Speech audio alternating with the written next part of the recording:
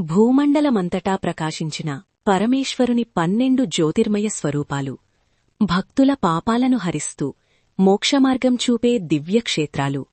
వినండి, దర్శించండి, స్మరించండి. సోమనాథ జ్యోతిర్లింగం, గుజరాత్. చంద్రుడు తన కాంతిని తిరిగి పొందిన పవిత్ర స్థలం. మల్లికార్జున జ్యోతిర్లింగం, శ్రీశైలం. పార్వతీ పరమేశ్వరులు కలసి వెలిసిన క్షేత్రం. మహాకాళేశ్వరం, ఉజ్జయిని.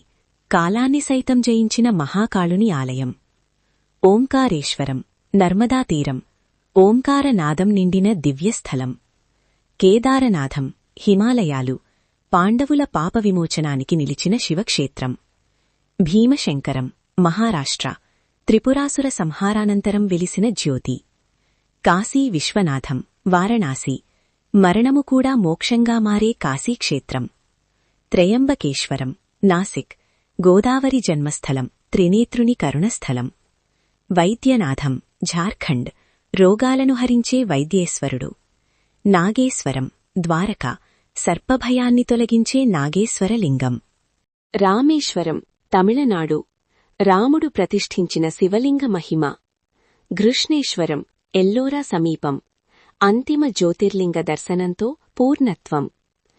ఈ 12 జ్యోతిర్లింగాలను భక్తితో స్మరించిన వానికి శివానుగ్రహం నిత్యంగా లభిస్తుంది. ఓం నమః శివాయ, ఓం నమః శివాయ, ఓం నమః శివాయ.